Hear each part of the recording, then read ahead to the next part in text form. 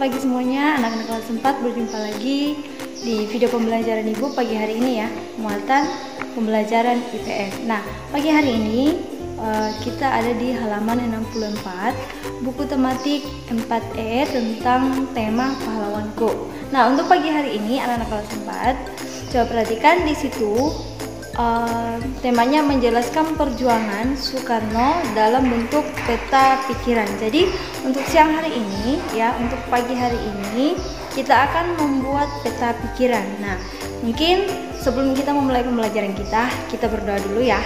Oke, semuanya ambil sikap doa meskipun kita belajar dari rumah ya. Tapi sebelum kita memulai pembelajaran setiap pagi dan mengakhiri pembelajaran kita, alangkah baiknya kita berdoa. Oke. Semuanya sudah siap? Ambil sikap doa, kita berdoa. Dalam nama Bapa dan Putra dan Roh Kudus, amin.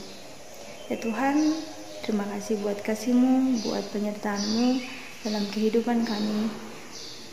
Sungguh nyata Tuhan, pagi hari ini Tuhan masih memberikan kehidupan yang begitu sempurna buat kami.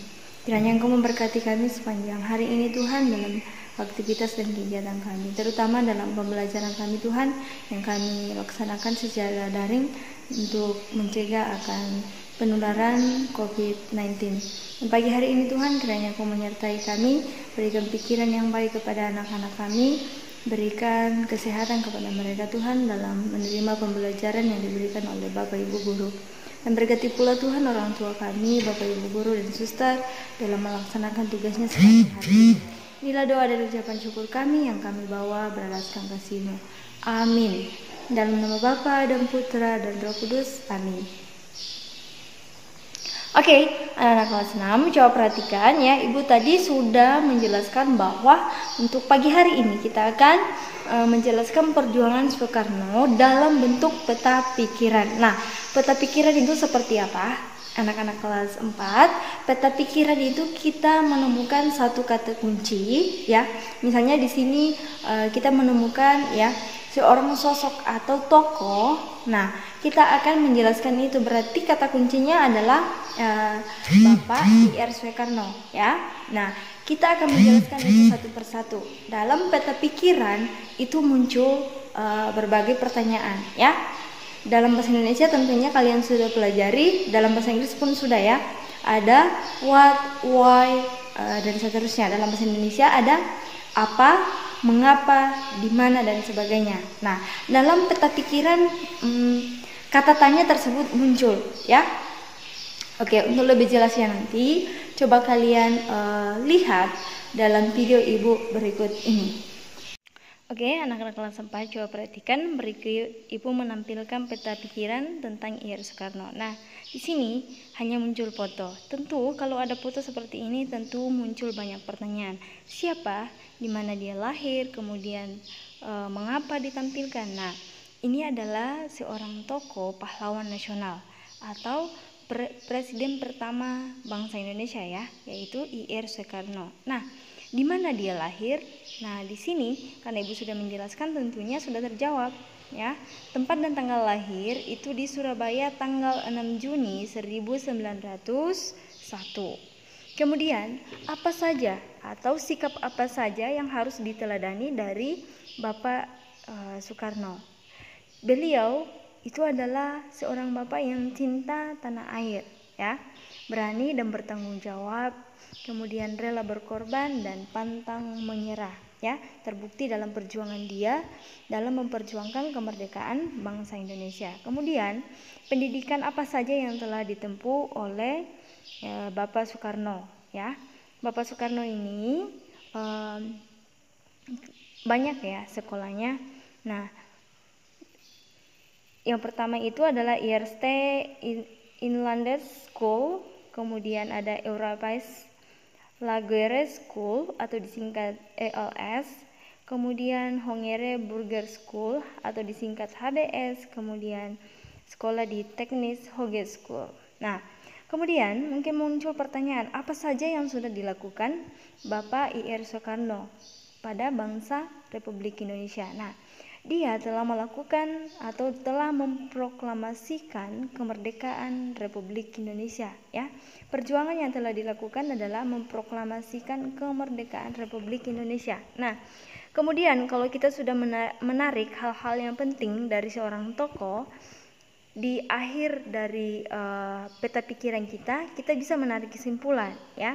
Nah, kesimpulan yang Ibu ambil dari tokoh tersebut atau dari I.R. Soekarno ini adalah I.R. Soekarno adalah sosok pahlawan sejati.